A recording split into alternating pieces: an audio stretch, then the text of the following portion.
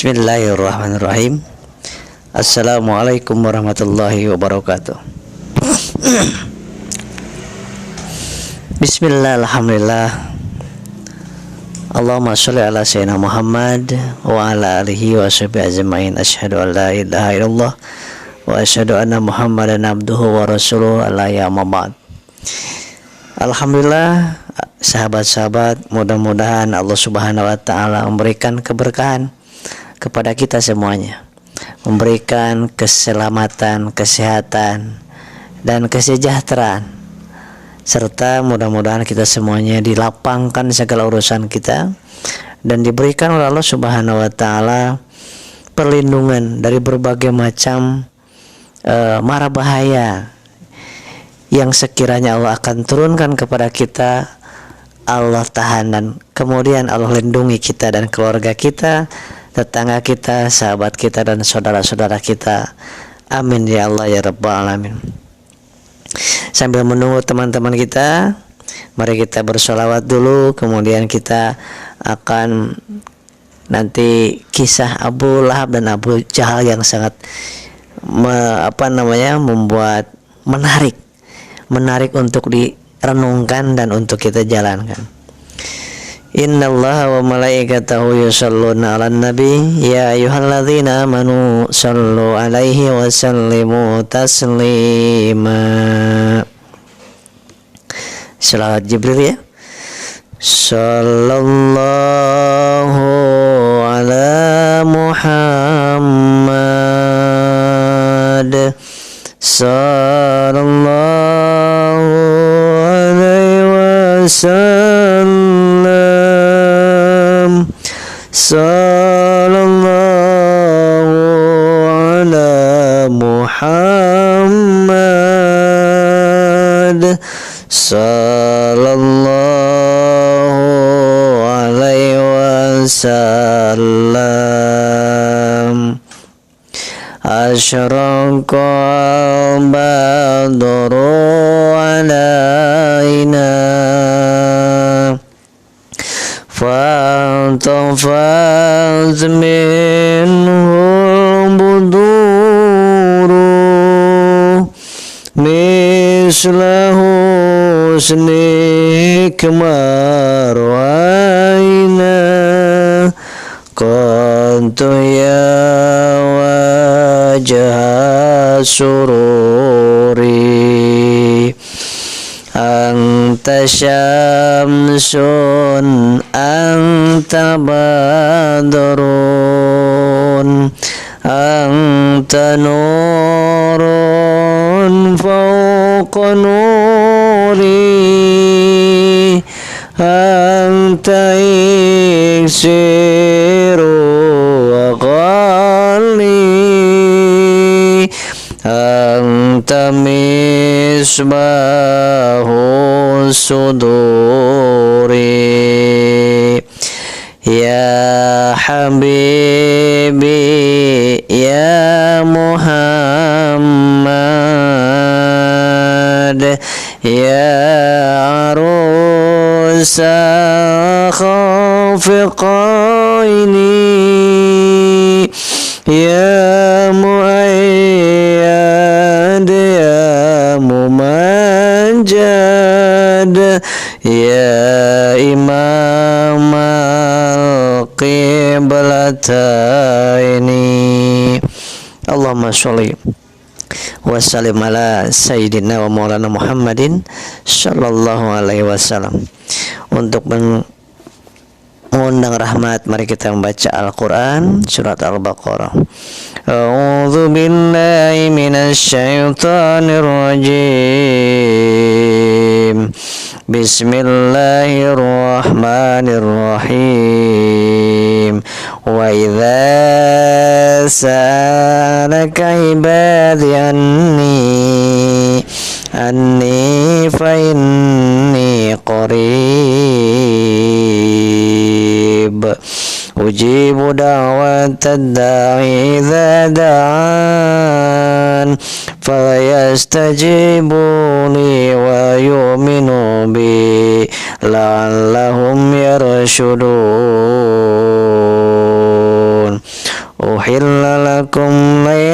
الصيام الرفث إلى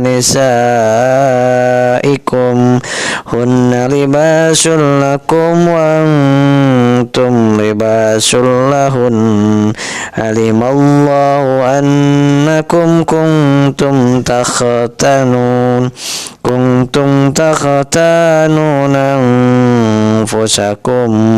أنفسكم فتاب عليكم وعفى عنكم فالآن باشروهن وابتغوا ما كتب الله لكم وكلوا واشربوا حتى يتبين لكم الخيط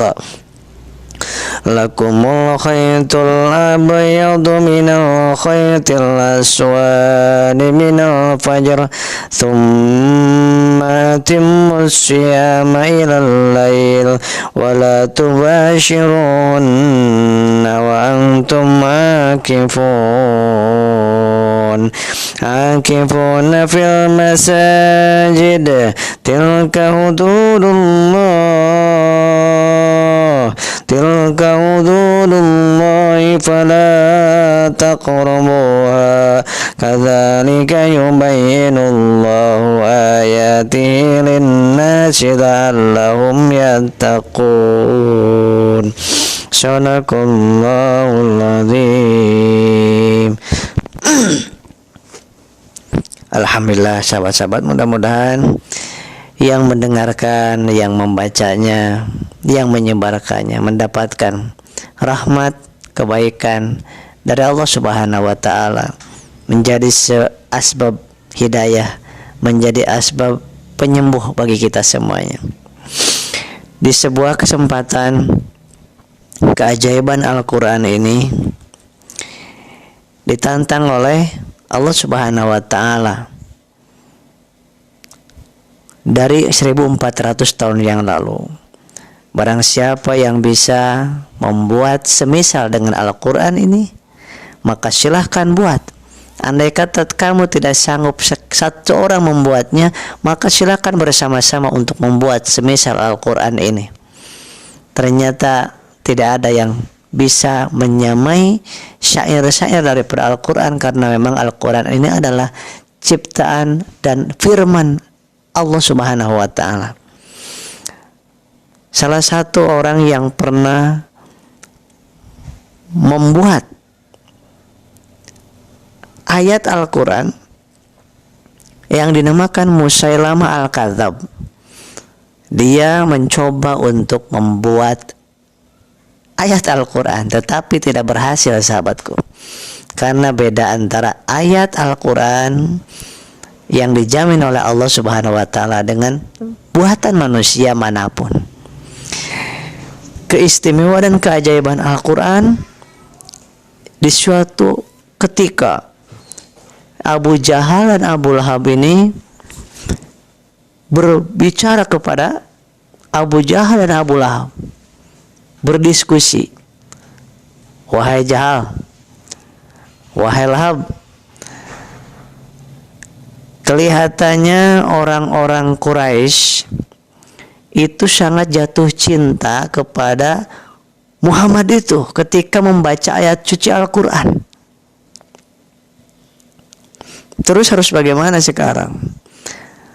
Nah, sekarang bagaimana caranya supaya umumkan kepada semua orang-orang Quraisy tersebut jangan sampai mendengarkan ayat suci Al-Quran Muhammad itu. Diumumkan. Termasuk kamu, Jahal? Ya, termasuk aku. Kamu juga ya? Iya. Wah, berjanji ini.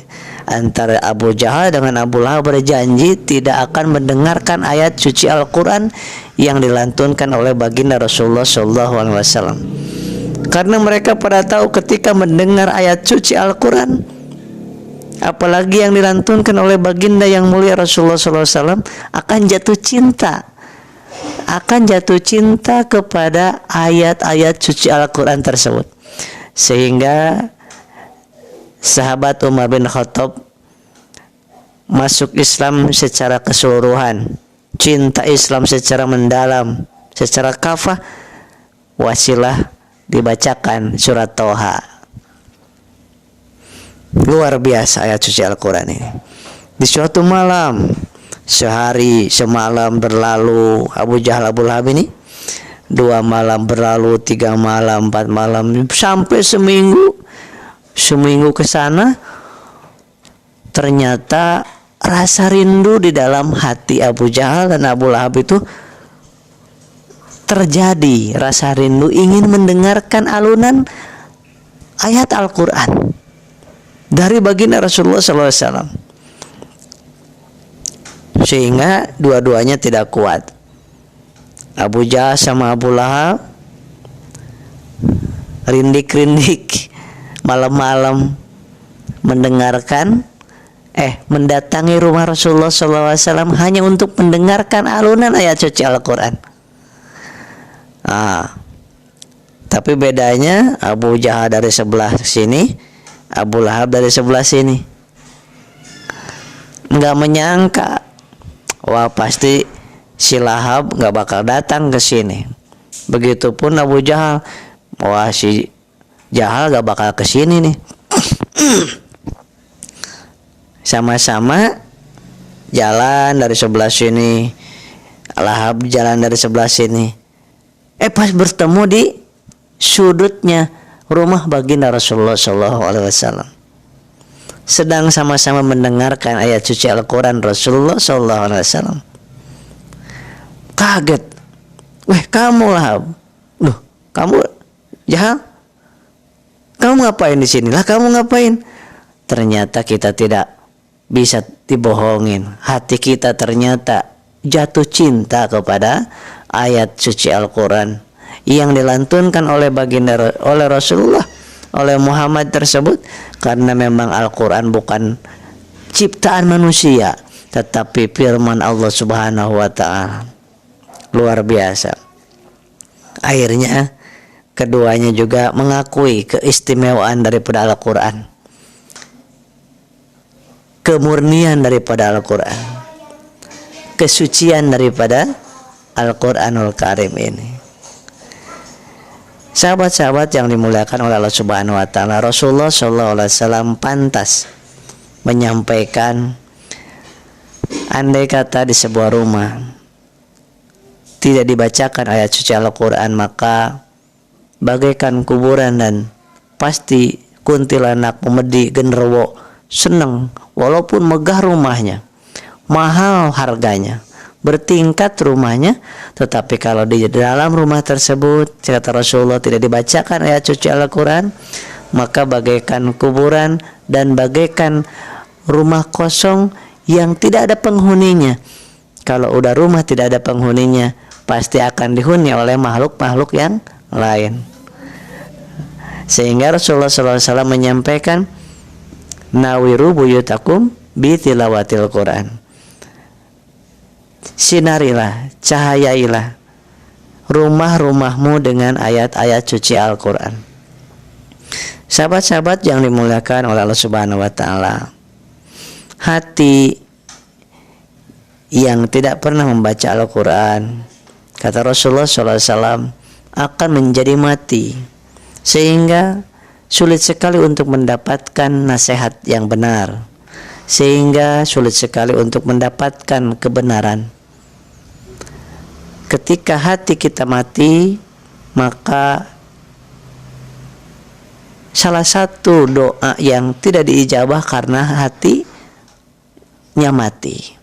Penyebab salah satunya hati kita mati karena kita tidak membaca Al-Quran sebagai panduan hidup kita. Rasulullah SAW menyampaikan ada 4 hal orang mukmin yang gemar membaca Al-Quran, kata Rasulullah, ibarat buah utrujah. Apa cirinya buah utrujah itu? Buah utrujah itu, kata Rasulullah SAW, baunya harum, rasanya manis. Namanya buah utrujah. Itu orang mukmin yang hobi baca Al-Quran. Jadi dalamnya mukmin, lisannya ada syiar, gitu kata Rasulullah. Yang kedua kata Rasulullah SAW, ibarat orang mukmin yang tidak baca Al-Quran, ibarat buah kurma, tamar. Gimana rasanya buah kurma? Rasanya sih manis kata Rasulullah, tetapi tidak ada harumnya. Tidak ada harumnya, tapi manis. Jadi kalau buah kurma dicium gini nggak harum, tapi kalau dimakan manis rasanya. Itulah orang mukmin yang tidak suka baca Al-Quran. Ada iman tetapi syiarnya kurang. Ini syiar baca Al-Quran. Yang ketiga kata Rasulullah SAW, orang yang munafik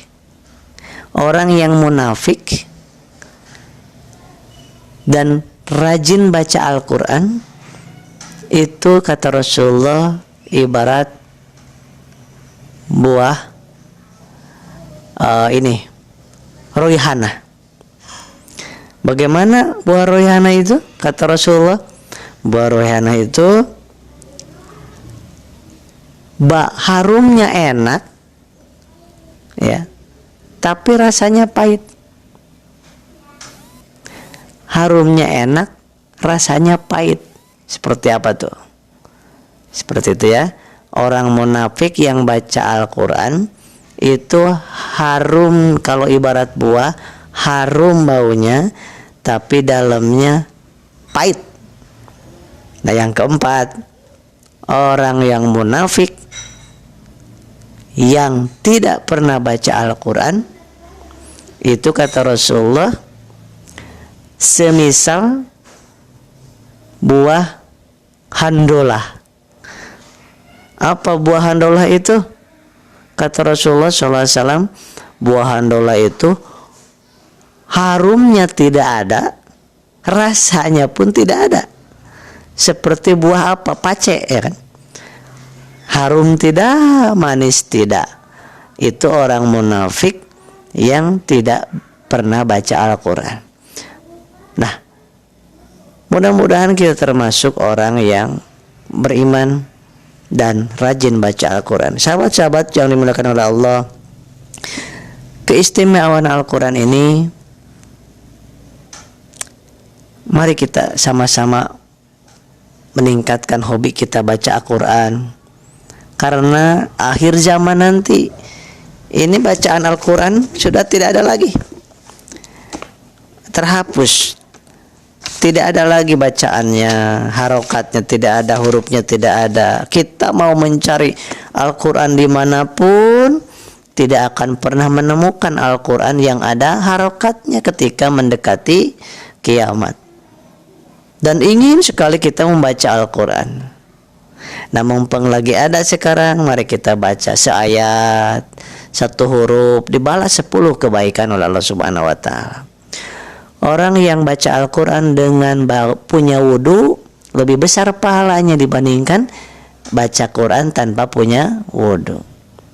Orang yang baca Quran di dalam sholat lebih besar pahalanya dibandingkan orang yang baca Quran di luar sholat. Yang mendengarkannya baca Al-Quran itu mendapatkan pahala juga. Mau ngerti artinya maupun nggak ngerti, itu tetap dapat pahalanya ketika kita takzim, mengagungkan bacaan Al-Quran. Subhanallah, hanya mendengarkan saja mendapatkan pahala, apalagi membacanya, apalagi mempelajari artinya. Itu lebih besar lagi pahalanya ketika kita baca Quran, tahu artinya. Nggak tahu artinya pun dapat pahala yang berlipat ganda, di mana satu huruf dibalas 10 kebaikan oleh Allah Subhanahu wa Ta'ala. Allah suka kepada amalan yang istiqomah, meskipun sedikit kata Rasulullah. Misalkan setiap malam, setiap hari baca 1 ayat, 3 ayat, itu tapi terus istiqomah, dibandingkan baca banyak tapi enggak baca lagi. Mari kita sama-sama untuk membaca Al-Quran 1 ayat, 2 ayat, 3 ayat, untuk menenteramkan batin kita, menenteramkan rumah tangga kita, rumah kita, bisnis kita. Karena Al-Quran ini sesudah kita hobi membacanya, maka akan sulit menyetopnya, sahabat. Tetapi sekali kita belum membiasakannya, akan berat sekali untuk memulainya. Itu normal. Karena iblis tidak suka kalau kita baca Al-Quran. Iblis senantiasa menggoda kita supaya kita tidak baca Al-Quran, supaya kita tidak mendengarkan Al-Quran. Masa kita sekalah sama Abu Jahal, sama Abu Lahab yang kangen dengan bacaan Al-Quran.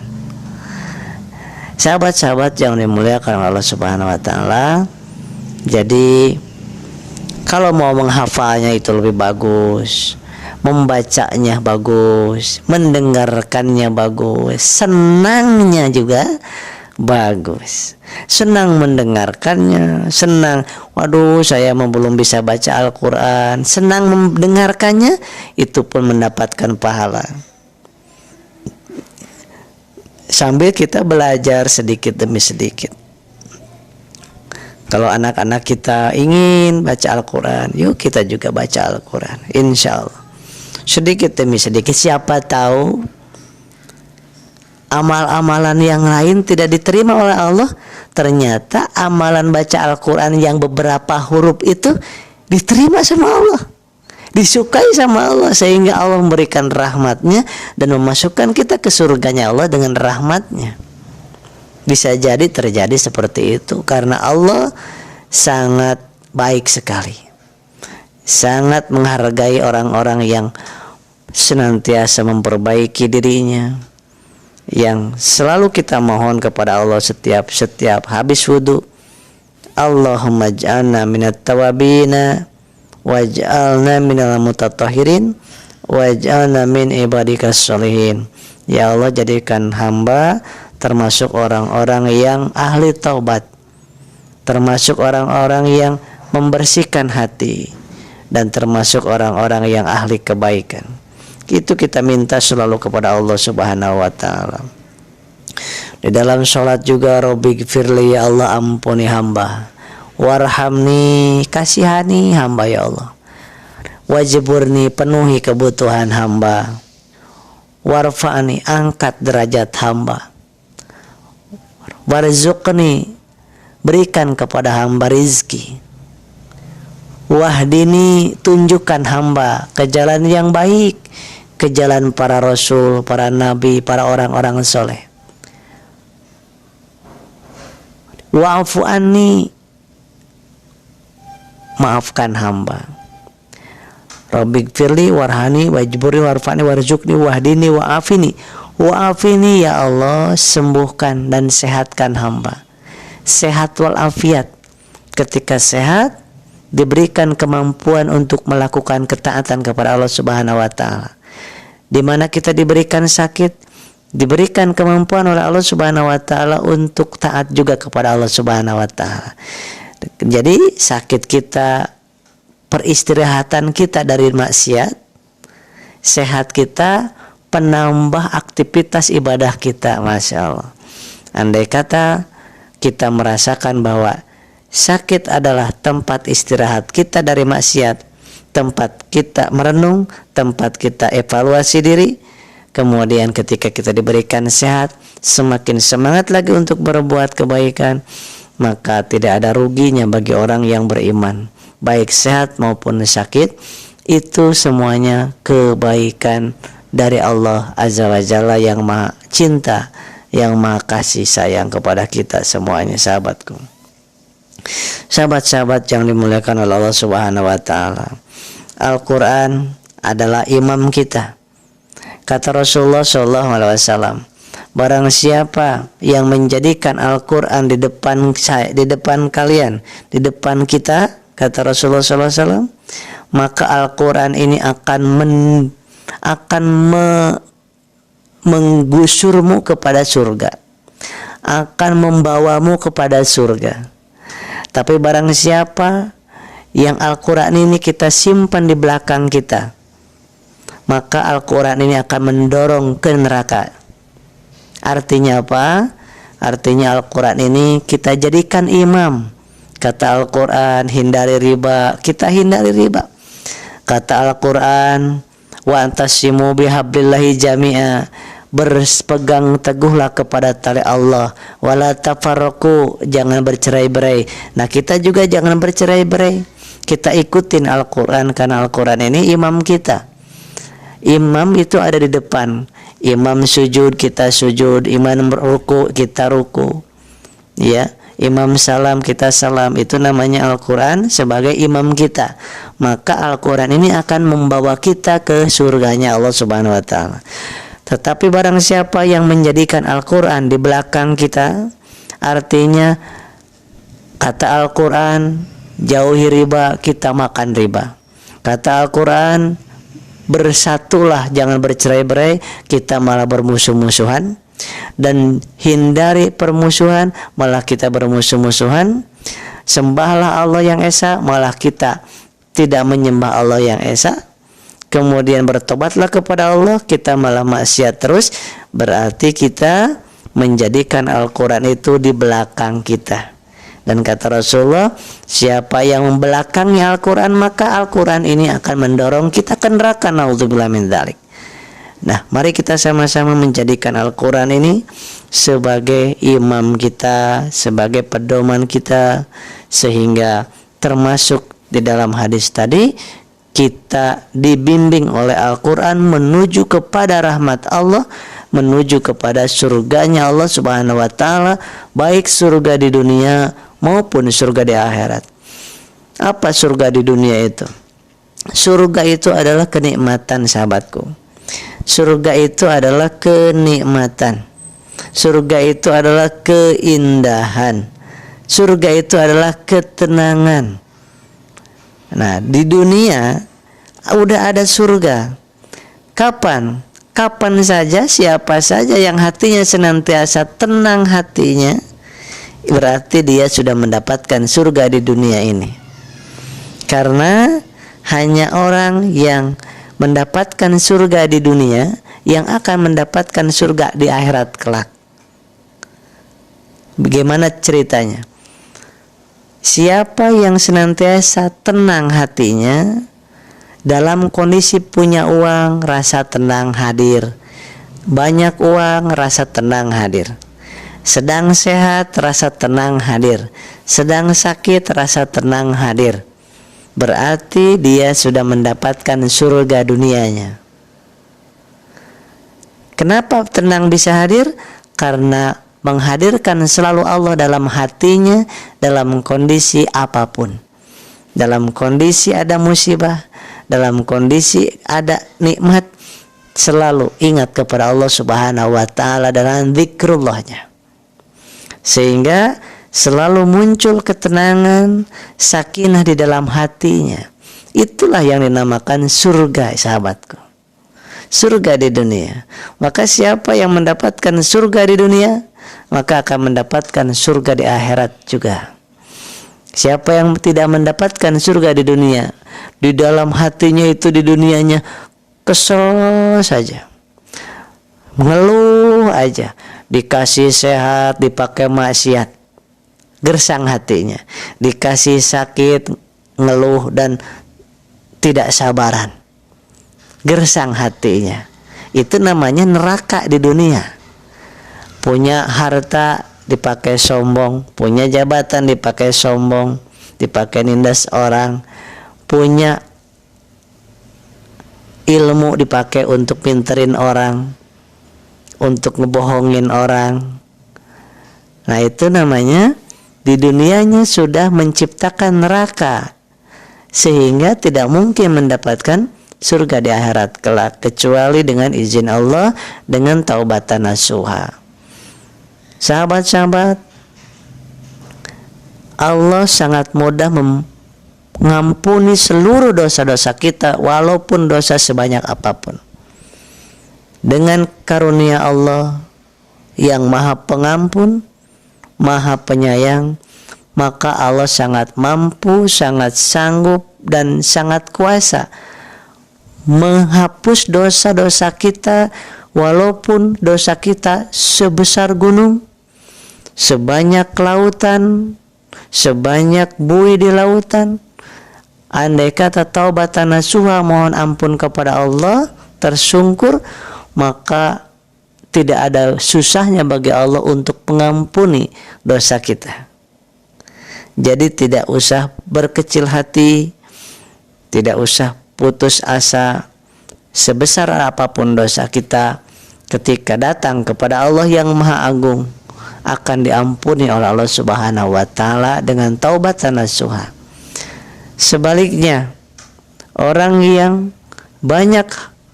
merasa banyak ibadahnya, merasa banyak sholatnya, merasa banyak amal ibadahnya, berkali-kali umrahnya, bacaan Al-Qur'annya luar biasa, tetapi bisa saja di akhir-akhir hayatnya malah su'ul khatimah, naudzubillah min dzalik.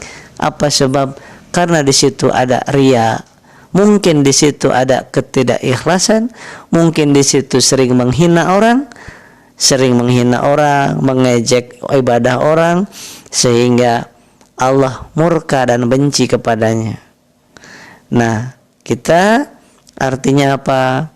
Ketika kita sudah merasa banyak pahala, banyak ibadah, jangan merasa ujub, karena bisa jadi ibadah kita tidak ada apa-apanya dibandingkan karunia dari Allah Subhanahu wa Ta'ala. Ketika kita ujub, akan terhapus semuanya, sahabatku. Maka semakin tawadu, semakin takut kepada Allah.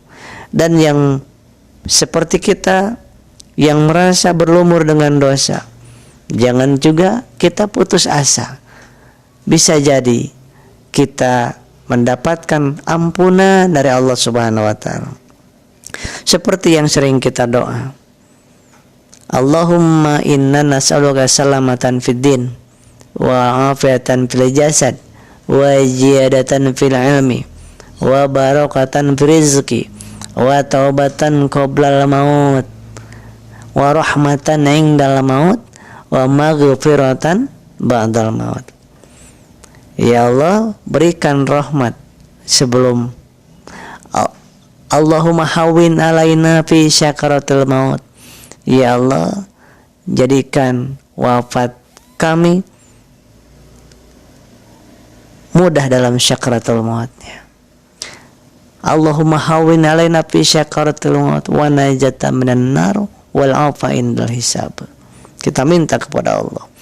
Sahabat-sahabat, saya ingatkan kepada diri saya dan kepada sahabat-sahabat juga, bahwa sekarang banyak sekali musibah, bencana di mana-mana, gunung, tabrakan, tenggelam, jatuhnya pesawat dan lain sebagainya. Banyak sekali kejadian-kejadian akhir-akhir ini yang kita, bagi orang yang beriman, untuk merenung. Berarti alangkah murkanya Allah Subhanahu wa Ta'ala kepada kita. Alangkah murkanya Allah Subhanahu wa Ta'ala kepada kita, sudah menjauhkan kita dari Allah Subhanahu wa Ta'ala. Semakin hari semakin jauh diri kita dari Allah. Semakin hari semakin jauh dari kita dari ulama. Kemudian ulama yang soleh-soleh semakin Allah ambil. Ilmu semakin diambil dari dunia ini, padahal ilmu ulama tersebut adalah cahaya bagi dunia ini. Andai kata cahaya hilang, maka akan gelap gulitalah di dunia ini. Kalau gelap gulita dunia ini karena tidak ada ilmu daripada ulama yang lurus, maka saling tabrak menabrak dalam kehidupan kita. Tabrak sana, tabrak sini, seperti tidak ada lampu penerang.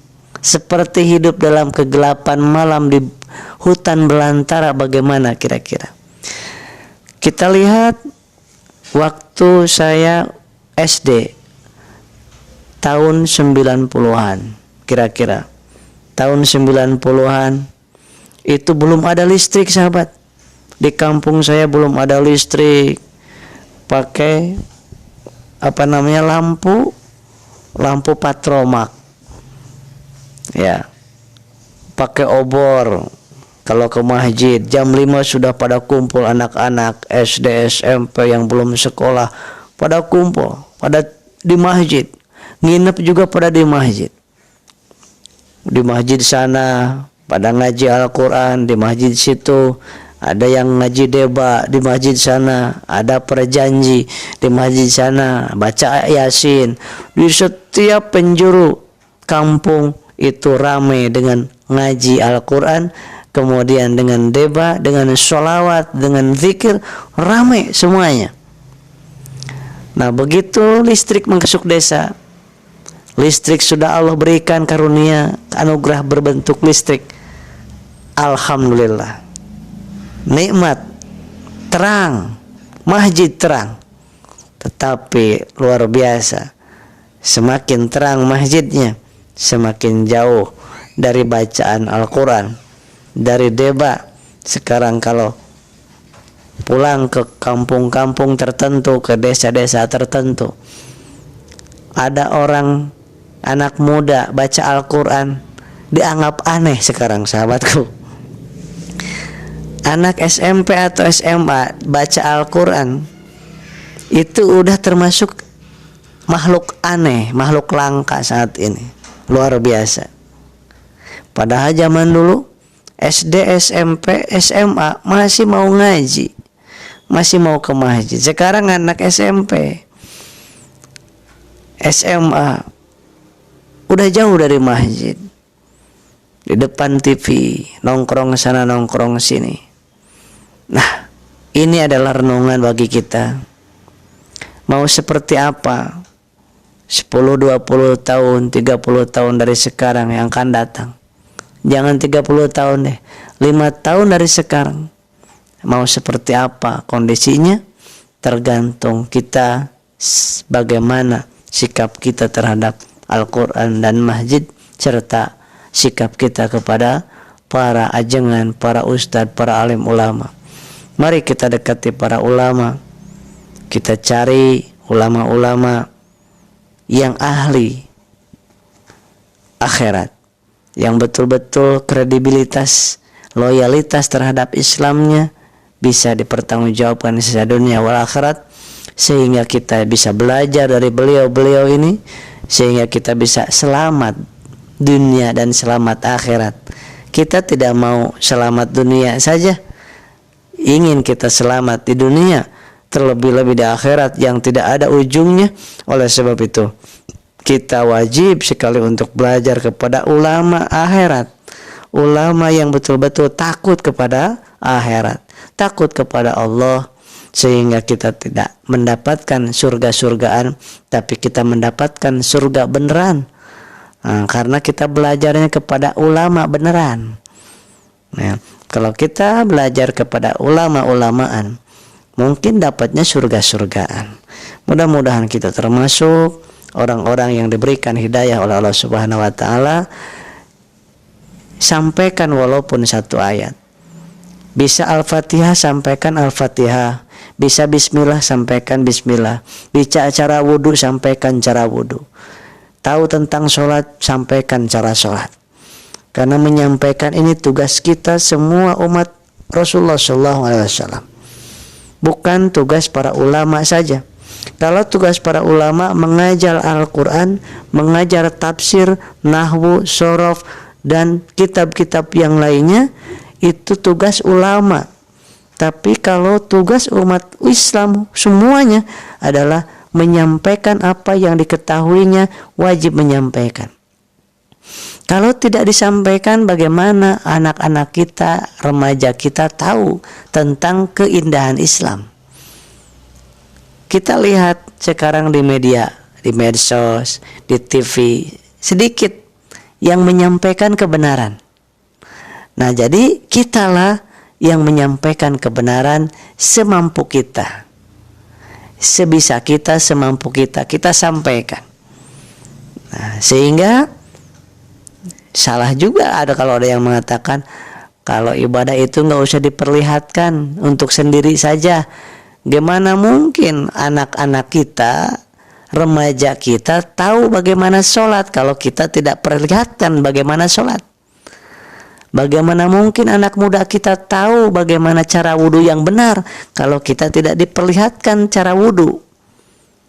Bagaimana anak muda kita udah nggak mau ke masjid, kita tidak mau memperlihatkan bagaimana tata krama yang benar, bagaimana cara baca Al-Quran, bagaimana kita hobi baca Al-Quran, bagaimana kita sholawat, bagaimana kita maulid, bagaimana kita rajabin, bagaimana kita mensiarkan Ramadan.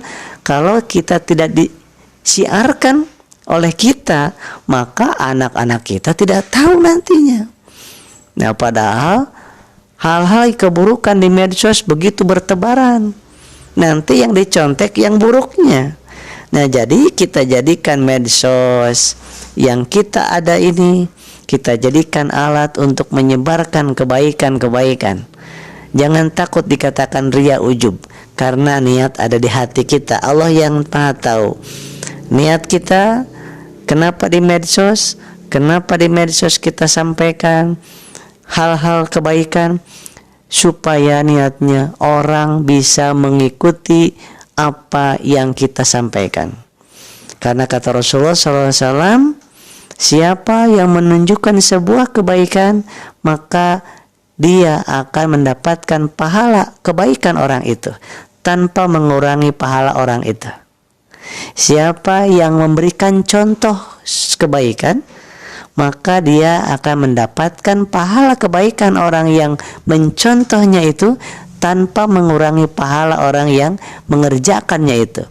Bayangkan kalau 1 orang, bayangkan kalau 10 orang, bayangkan kalau 100 orang, bayangkan kalau 1000 orang, bayangkan kalau 1.000.000 orang melihat tayangan kita, kemudian Allah gerakan untuk mendapatkan hidayah, asbab daripada kita sharekan video-video kebaikan, maka insya Allah itu akan menjadi royalti pahala atau pahala jariah buat kita, meskipun kita sudah ke alam barzah, sahabatku.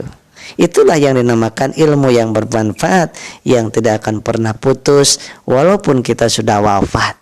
Yang kita cari 3 ini, sahabat, yang tidak putus: sedekah jariah, ilmu bermanfaat, anak yang soleh.